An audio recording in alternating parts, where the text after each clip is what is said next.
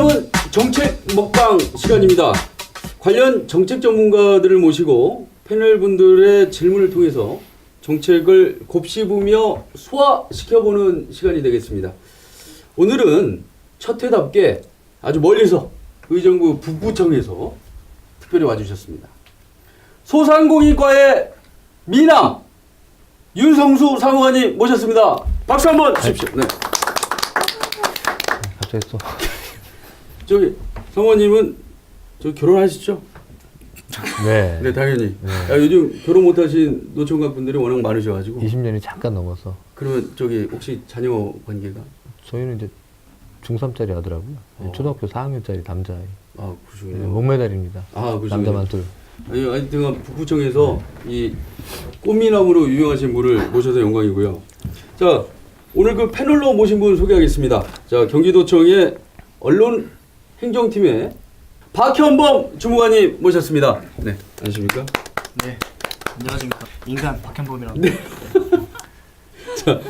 자, 인터넷팀의 뇌생녀죠. 네, 없어서는 안 될 귀중한 자원입니다. 황윤경 주무관님 모셨습니다.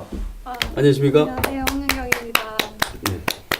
저 오늘 어떠세요? 나오시니까. 오늘이요? 아니, 네. 첫 방송이라 그래가지고 네. 잘해야겠다는 부담감도 있고 네. 조금 떨리기도 하는데 아하. 열심히 잘 질문해 보도록 하겠습니다. 자, 패널들의 역할이 정말 중요합니다.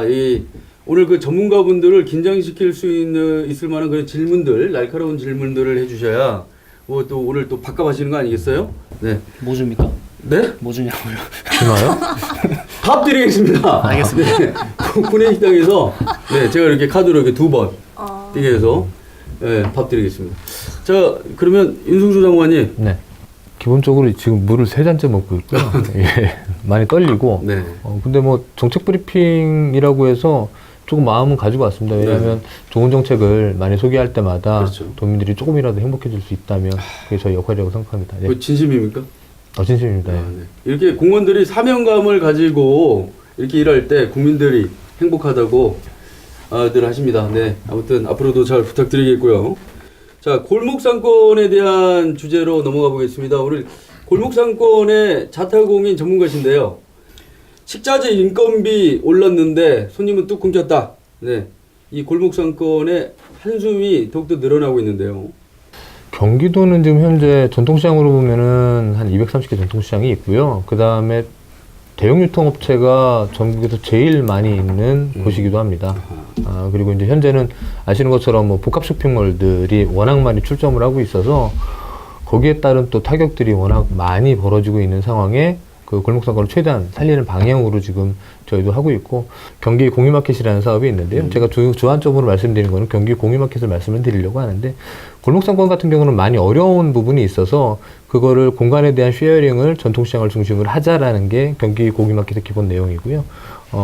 저희가 4년간 총 40개소를 개설을 하고 총 80억 정도 예산을 지원할 예정입니다. 행정에서 주안점을 두고 막 끌고 나가기보다는 민간에서 상인회, 그 다음에 뭐 사회적 기업, 협동조합, 지역의 농업인들 이런 분들 다 같이 해서 협의체를 구성해서 그분들이 생각하시고 이 내용 생각하시고 계획하신 것들을 실현하는 방향으로 저희는 생각을 하고 있고요. 힘들다는 얘기 많이 하셨는데, 그러면은 이 사업을 하는 데 있어서 가장 어려운 점, 큰 걸림돌이가 되는 점, 예, 이제 그것이 있다면 이제 무엇인지 좀 궁금합니다.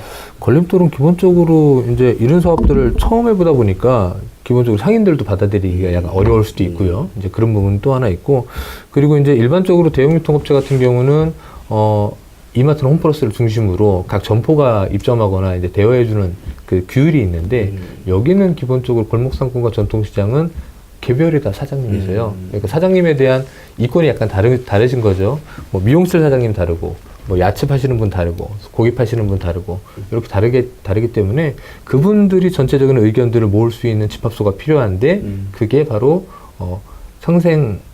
경기공유마켓 상생협의체를 만들어서 거기서 다 의논이 된 거를 추진할 수 있게 해결 방안을 그렇게 저희는 잡고 있습니다.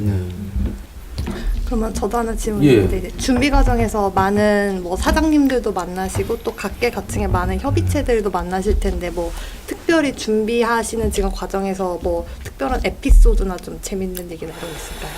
지금 저희가 시범 사업을 아마 공약 사업 중에서는 저희가 제일 먼저 시범 사업을 작년 10월에 지금 시범 사업을 하고 있는데요. 제일 먼저 한 걸로 알고 있고, 지금 현재 양평의 용문천년시장에서 하고 있는데, 약간 이상한 얘기로 들릴 수 있으나 전통시장에서 전국 베이블레이드 대회를 했습니다. 아.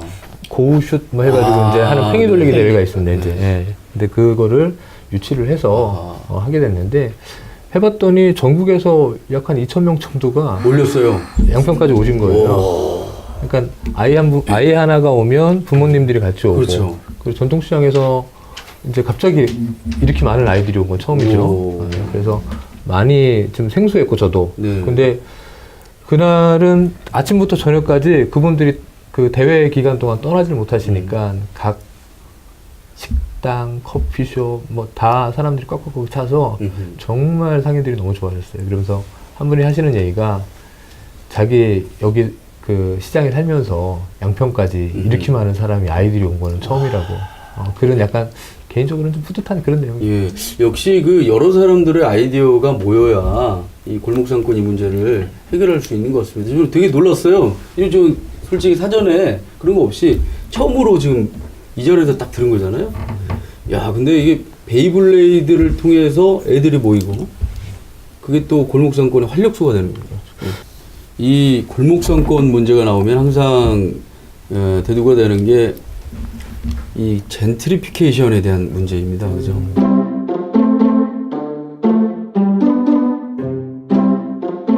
아무리 노력을 한다고 해도 건물주나 예를 들어서 상인분들에 대한 공동체 의식이 발현되지 않으면 조금 어렵지 않을까. 그래서 이런 협의체나 이런 데에서 조금 더 그분들이 많이 모이셔가지고 상권을 서로 살리자, 같이 공생하자는 부분으로 좀 많이 이루어졌으면 좋겠습니다.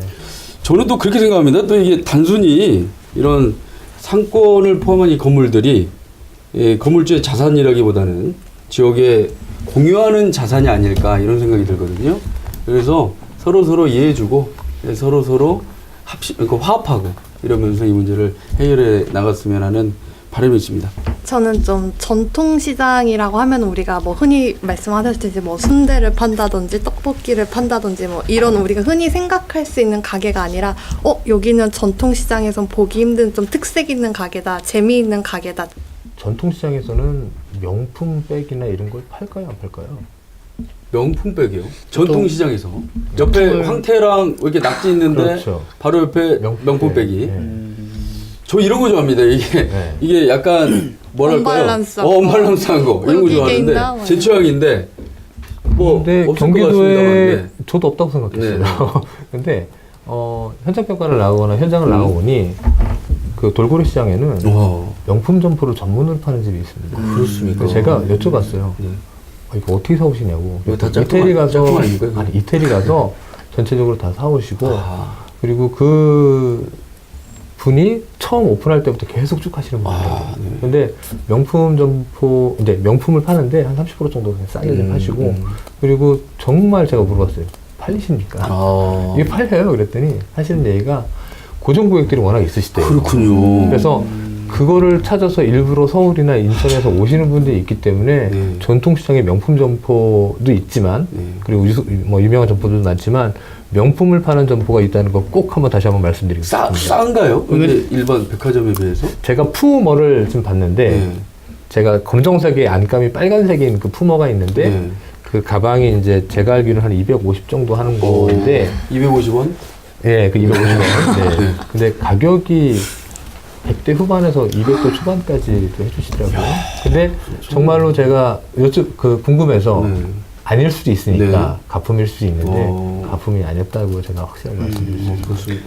그럼 뭐 AS나 뭐 이제 그런 고객 대응이나 그런 것도 그런 것도 같이 좀 좋지 않게 예. 해주시는. 그래서 정말 진짜 우리 박현범 주무관님이 이 관심 가진 거 보면 아니 그러니까 이해가 가요. 이게 아버님 가게에서 사실은 이게 돈을 긁어 모으시니까 이러다가 충분히 나 하나 갑자기 뭐죠 명품 뭐라고요? 푸머. 푸모 하나 사야지 그러면 그냥 이렇게 돈 들고 와갖고 그냥 이렇게 사오시고 막 시장에 꼭 있어야 될 품목 같습니다 명품. 그러니까 뭐 시장이 전체적으로 오시면 그런 얘기들 많이 하세요. 시장에 뭐 살 게 없다, 뭐 지저분하다 하시는데 요즘 시장들은 대부분 시설들이 어느 정도 다 개선이 돼 있고 재미있는 것들이 많습니다. 아, 그렇군요. 이 얘기를 하면 안 되죠. 네. 대형 유통업체 가면 꼭 고추는 하나뿐이 없어요. 아. 깻잎도 하나뿐이 안 팝니다. 아. 근데 전통시장에 가시면 전통시장이나 골목상권에 가시면 그렇죠, 그렇죠. 각각에 파시는 깻잎과 다양한 품목들이 많이 맞습니다. 있으니 동일 품목도 본인이 선택할 수 있는 재미도 있고요.